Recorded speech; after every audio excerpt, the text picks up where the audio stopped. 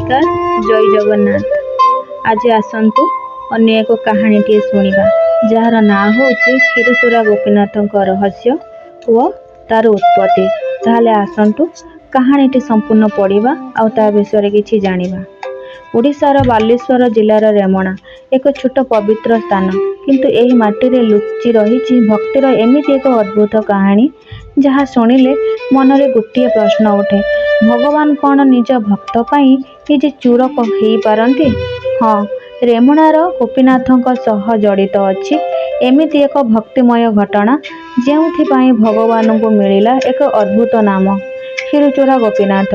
क्षीर अर्थात दुग्ध, प्रस्तुत मीठा भोग, आ चूर अर्थात चोरी करिथिबा, किंतु एही चोरी धन पाई नुहे, यह थिला भक्ति पाई भगवान को चोरी।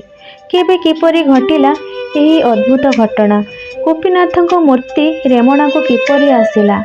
माधवेंद्र पुरी किए थिले आउ काहेकि भगवान गोपीनाथ निज भोगर गोटे पात्र क्षीर लुचाई रखिथिले? आसंतु जानिबा एही अद्भुत कहानी। बालेश्वर जिलार रेमणा आज क्षीरचोरा गोपीनाथों पाई प्रसिद्ध। पारंपरिक कथा अनुसार ये गोपीनाथ विग्रह इतिहास अत्यंत पुराणा। किछि परंपरा रे कहा जाए जे श्रीराम निज बाणरे एही विग्रह निर्माण करथिले एवं माता सीता तांकर पूजा करथिले। परवर्ती परंपरा रे उत्कलर राजा लांगुला नरसिंह देवଙ୍କ सह एही विग्रह रे रेमणा आगमन को जोड़ा जाए। तेबे एही अंश गुड़िक ऐतिहासिक प्रेरणा भावरे नुहे, प्रचलित परंपरा भावरे देखिबा उचित। रेमुणार अर्थ को मध्य केतेक परंपरा रमणीय बा सुंदर स्थान सह जोड़ी थांती। एही मनोरम स्थान रे भक्त मानक हृदयर राजा हुई विराजमान हेले श्री गोपीनाथ। वर्तमान कहानी आमको नहीं जाए प्राय 5 शताब्दी पूर्वर एक समय को। सही समय रे माधवेंद्र पुरी नामक जड़े महान वैष्णव सन्थ थिले। तांको हृदय रे थिला श्रीकृष्ण प्रति अतुट प्रेम। परंपरा अनुसार वृंदावनर गोपाल देवଙ୍କ ପାଇଁ चंदन संग्रह करने उद्देश्य से पुरी अभिमुखे यात्रा कले। यात्रा करी करी से पहुँचले रेमणारे। सेठारे गोपीनाथों दर्शन करने मात्रे तांको हृदय भक्ति रे पूर्ण होई गला। से मंदिर रे बसी हरिनाम कीर्तन कले। गोपीनाथ रूप को देखी तांको आखिरु भक्तिर लुह झरी पड़िला।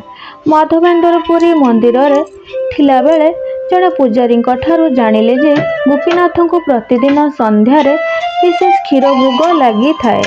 एही क्षीर को परंपरा रे अमृत कोले बोली कहा जाए। सही समय रे गोपीनाथ को एपरी क्षीर 12टी माटी पात्र भोग लगुथिला।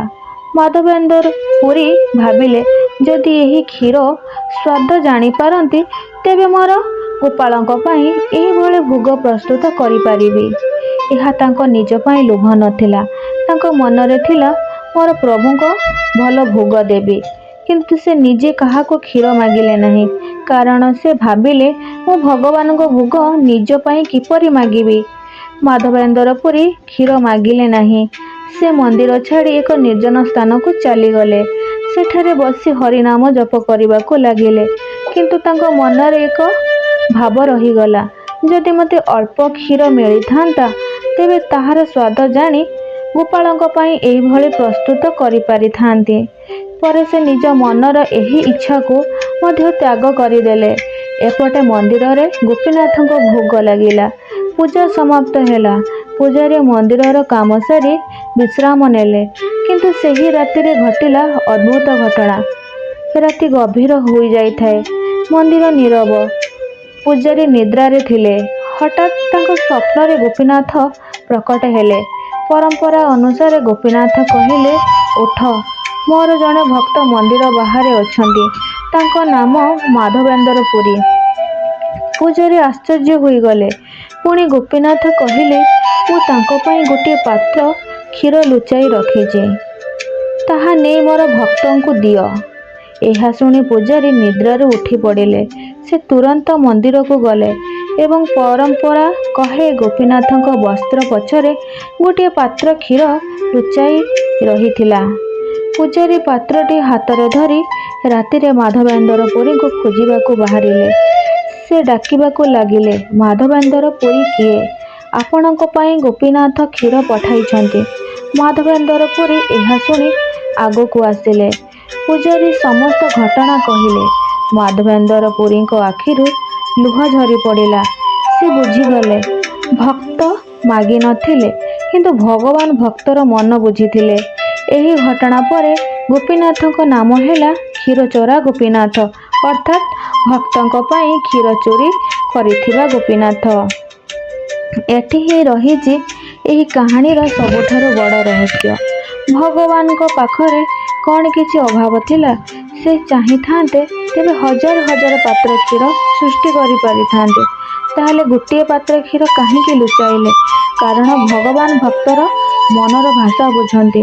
ମାଧବେନ୍ଦର ପୁରୀ କ୍ଷୀର ପାଇଁ ଚାହିଁନଥିଲେ, ସେ ଚାହୁଁଥିଲେ ଗୋପାଳଙ୍କୁ ଭଲ ଭୋଗ ଦେବାକୁ। ସେହି ନିଃସ୍ୱାର୍ଥ ଭାବନା ହିଁ ଏହି କାହାଣୀର ମୂଳ ସନ୍ଦେଶ। ଯେଉଁଠି ଭକ୍ତି ନିଃସ୍ୱାର୍ଥ, ସେଇଠି ଭଗବାନ ନିଜେ ଭକ୍ତର ପାଖକୁ ଆସନ୍ତି। ମାଧବେନ୍ଦର ପୁରୀ ଏହି ଘଟଣା ପରେ ନିଜ ମନର ପ୍ରଚାର ଚାହିଁଲେ ନାହିଁ, ବରଂ ସେ ଏହି ଘଟଣାକୁ ନେଇ ଲୋକ ଭିଡ଼ ହେବା ପୂର୍ବରୁ ରେମଣା ଛାଡ଼ି ଚାଲିଗଲେ। ଏହି ଅଂଶଟି ତାଙ୍କ ଚରିତ୍ରର ଏକ ବଡ଼ ଦିଗ ଦେଖାଯାଏ। ସତ୍ୟ ଭକ୍ତି ପ୍ରଶଂସା ଚାହେଁ ନାହିଁ। ମାଧବେନ୍ଦର ପୁରୀଙ୍କ ମନରେ ଥିଲା କେବଳ ତାଙ୍କ ପ୍ରଭୁଙ୍କ ପାଇଁ ଭଲ ପାଇବା। ତାଙ୍କ ଲକ୍ଷ୍ୟ ଥିଲା ପୁରୀ ପହଞ୍ଚି ଚନ୍ଦନ ସଂଗ୍ରହ କରିବା। ମାଧବେନ୍ଦର ପୁରୀରେ ପହଞ୍ଚିଲେ। ସେଠାରେ ସେ ଶ୍ରୀଜଗନ୍ନାଥଙ୍କ ଦର୍ଶନ କଲେ। ପରମ୍ପରା ଅନୁସାରେ ସେ ଗୋପାଳଙ୍କ ପାଇଁ ଚନ୍ଦନ ଓ କର୍ପୂର ସଂଗ୍ରହ କରିବାର ବ୍ୟବସ୍ଥା କଲେ। ଚନ୍ଦନ ନେଇ ସେ ପୁଣି ରେମୁଣା ଅଭିମୁଖେ ଫେରିଲେ। କିନ୍ତୁ ରେମଣାରେ ପୁଣି ଏକ ଅଦ୍ଭୁତ ଘଟଣା ଘଟିଲା। ରାତିରେ ତାଙ୍କୁ ସ୍ୱପ୍ନରେ ଗୋପାଳ ଦର୍ଶନ ଦେଲେ। ଗୋପାଳ କହିଲେ, ମୋର ଶରୀର ଏବଂ ଗୋପୀନାଥଙ୍କ ମଧ୍ୟରେ କୌଣସି ଭେଦ ନାହିଁ। ତୁମେ ଯେଉଁ ଚନ୍ଦନ ଆଣିଛ, ତାହା ଗୋପୀନାଥଙ୍କ ଦେହରେ ଲେପନ କର। ମାଧବେନ୍ଦର ପୁରୀ ବୁଝିଗଲେ ଗୋପାଳ ଓ ଗୋପୀନାଥ ଏକ। ପରବର୍ତ୍ତୀ ସମୟରେ ଶ୍ରୀ ଚୈତନ୍ୟ ମହାପ୍ରଭୁ ମଧ୍ୟ ରେମଣାର ଗୋପୀନାଥଙ୍କ ଦର୍ଶନ କରିଥିବା ପରମ୍ପରା ରହିଛି। ଗୋପୀନାଥଙ୍କ ଦର୍ଶନ କରି ମହାପ୍ରଭୁ ଭକ୍ତିରେ ବିଭୋର ହୋଇଥିଲେ। ଏକ ପ୍ରସିଦ୍ଧ ପରମ୍ପରାରେ କୁହାଯାଏ ଯେ ଗୋପୀନାଥଙ୍କ ମସ୍ତକରୁ ଫୁଲମାଳା ଖସି ମହାପ୍ରଭୁଙ୍କ ଉପରେ ପଡ଼ିଥିଲା। ଏହା ଦେଖି ମହାପ୍ରଭୁ ଭକ୍ତିରେ ନୃତ୍ୟ କରିଥିଲେ। ଏପରି ରେମଣା କେବଳ ଏକ ମନ୍ଦିର ନୁହେଁ, ଏହା ବୈଷ୍ଣବ ଭକ୍ତି ପରମ୍ପରାର ଏକ ଗଭୀର ତୀର୍ଥକ୍ଷେତ୍ର ହୋଇ ଉଠିଥିଲା। ଆଜି ମଧ୍ୟ ରେମଣାର କ୍ଷୀରଚୋରା ଗୋପୀନାଥଙ୍କ କ୍ଷୀରଭୋଗ ଭକ୍ତମାନଙ୍କ ମଧ୍ୟରେ ବିଶେଷ ଆକର୍ଷଣର କେନ୍ଦ୍ର। କିନ୍ତୁ ଏହି କ୍ଷୀରର ମହତ୍ତ୍ୱ କେବଳ ଏହାର ସ୍ୱାଦରେ ନାହିଁ, ଏହା ପଛରେ ଅଛି ଏକ ଭକ୍ତିର କାହାଣୀ। ଜଣେ ଭକ୍ତ କିଛି ମାଗିଲେ ନାହିଁ, କିନ୍ତୁ ଭଗବାନ ତାଙ୍କ ମନର କଥା ଜାଣିପାରିଲେ। ଜଣେ ଭକ୍ତ ନିଜ ପାଇଁ ଭୋଗ ଚାହିଁଲେ ନାହିଁ, ସେ ଚାହୁଁଥିଲେ ନିଜ ପ୍ରଭୁଙ୍କୁ ଭୋଗ ଦେବାକୁ। ଆଉ ସେହି ଭକ୍ତି ପାଇଁ ଭଗବାନ ନିଜେ ନିଜ ଭୋଗରୁ କ୍ଷୀର ଲୁଚାଇ ଦେଲେ। ଏହା ହିଁ ପରମ୍ପରାରେ କ୍ଷୀରଚୋରା ଲୀଳାର ଭାବରେ ପ୍ରସିଦ୍ଧ। ଏହି କାହାଣୀର ସବୁଠାରୁ ବଡ଼ ରହସ୍ୟ କ୍ଷୀର ନୁହେଁ, ବଡ଼ ରହସ୍ୟ ହେଉଛି ଭକ୍ତି। ମାଧବେନ୍ଦର ପୁରୀ ଗୋପୀନାଥଙ୍କୁ କିଛି ମାଗିଲେ ନାହିଁ, ସେ ନିଜ ପାଇଁ ମଧ୍ୟ କିଛି ଚାହିଁଲେ ନାହିଁ। କେବଳ ଭାବିଥିଲେ, ମୋର ପ୍ରଭୁକୁ ଆହୁରି ଭଲ ଭୋଗ ଦେଇପାରିବି। ଏହି ନିଃସ୍ୱାର୍ଥ ଭାବ ହିଁ ତାଙ୍କୁ ଗୋପୀନାଥଙ୍କ ପ୍ରିୟ କରିଦେଇଥିଲା। ତେଣୁ ଏହି କାହାଣୀ ଆମକୁ ଶିଖାଏ, ଭଗବାନଙ୍କୁ ପାଇବା ପାଇଁ ବଡ଼ ଧନ ଦରକାର ନାହିଁ। ଦରକାର ହେଉଛି ନିଷ୍କପଟ ମନ, ଦରକାର ହେଉଛି ଶୁଦ୍ଧ ଭକ୍ତି, ଦରକାର ହେଉଛି ନିଃସ୍ୱାର୍ଥ ପ୍ରେମ। ଆଜି ଯେତେବେଳେ ଆମେ ରେମଣାର କ୍ଷୀରଚୋରା ଗୋପୀନାଥଙ୍କୁ ଦର୍ଶନ କରୁ, ସେତେବେଳେ କେବଳ ଏକ ପ୍ରାଚୀନ ବିଗ୍ରହକୁ ଦେଖୁନାହୁଁ, ଆମେ ଦେଖୁଛୁ ଏକ ଭକ୍ତିର ପ୍ରତୀକ। ଏକ ଏମିତି ପ୍ରତୀକ ଯେଉଁଠି ଭକ୍ତ ଭଗବାନଙ୍କୁ ଭଲ ପାଏ, ଆଉ ଭଗବାନ ଭକ୍ତଙ୍କ ପ୍ରେମରେ ବନ୍ଧା ହୋଇଯାଆନ୍ତି। ସେଥିପାଇଁ ଗୋପୀନାଥଙ୍କ ନାମ ହେଲା କ୍ଷୀରଚୋରା ଗୋପୀନାଥ। ଏହି ନାମରେ ଚୋରି ଅଛି, କିନ୍ତୁ ଏହା ସାଧାରଣ ଚୋରି ନୁହେଁ, ଏହା ହେଉଛି ଭକ୍ତ ପାଇଁ ଭଗବାନଙ୍କର ଚୋରି। ବୋଧହୁଏ ଏହି କାହାଣୀର ସବୁଠାରୁ ସୁନ୍ଦର ସନ୍ଦେଶ ହେଉଛି ଯେଉଁ ଭକ୍ତ ଭଗବାନଙ୍କ ଠାରୁ କିଛି ଚାହେଁ ନାହିଁ, କେବଳ ଭଗବାନଙ୍କୁ ଭଲ ପାଏ, ଭଗବାନ ନିଜେ